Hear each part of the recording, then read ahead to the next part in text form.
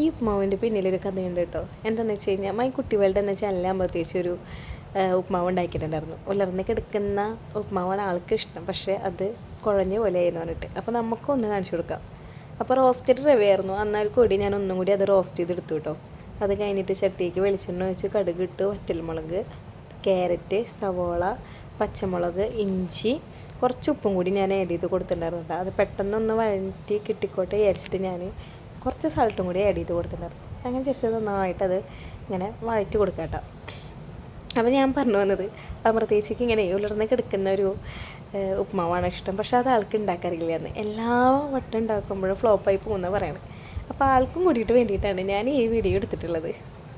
അപ്പം ഞാനും ഉപ്മാവ് ഉണ്ടാക്കാത്തൊരു എക്സ്പേർട്ടൊന്നുമല്ല, പക്ഷെ എന്നാലും ഇവിടെ അമ്മ എനിക്ക് പറഞ്ഞു തന്നിട്ടുണ്ടായിരുന്നു എങ്ങനെയാണ് അത് ഉണ്ടാക്കാന്നുള്ളത്. ഇവിടെ വന്നതിന് ശേഷമാണ് ഞാനും പഠിച്ചത് എങ്ങനെയാണ്. അങ്ങനെ ഞങ്ങൾ അതിൽ വെള്ളം ഒഴിച്ച് കൊടുത്തിട്ട് കുറച്ച്, പിന്നെ ഇത്തിരി മഞ്ഞൾപ്പൊടി ഇട്ട് കൊടുത്തു. നല്ല തള വരുന്നുണ്ട്. അപ്പോൾ കുറച്ച് നാളികേരം ഇട്ട് കൊടുത്തു. നാളികേരം വളരെ കുറച്ച് ഇട്ടിട്ടുള്ളൂ കേട്ടോ.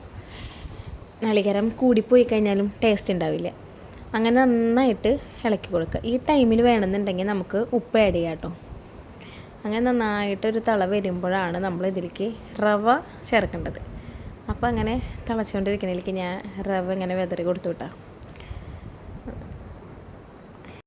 അപ്പോൾ റവ ഇട്ട് കൊടുക്കുമ്പോൾ ഒരു സൈഡിലേക്ക് മാത്രമായിട്ട് ഇട്ട് കൊടുക്കരുത് കേട്ടോ. അതിങ്ങനെ റൗണ്ട് അടിച്ചിട്ട് ഇട്ട് കൊടുക്കണം, അല്ലെങ്കിൽ അത് കട്ട് പിടിച്ച് പോവും.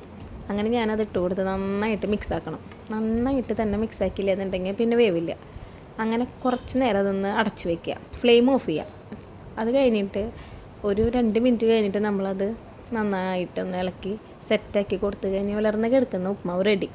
അപ്പോൾ അമൃതേച്ചി ഈ വീഡിയോ സ്കിപ്പ് ചെയ്യാണ്ട് കാണണം കേട്ടോ. അപ്പോൾ നിങ്ങൾക്കും എൻ്റെ വീഡിയോ ഇഷ്ടമായിട്ടുണ്ടെന്നുണ്ടെങ്കിൽ സപ്പോർട്ട് ചെയ്യാൻ മറക്കരുത്.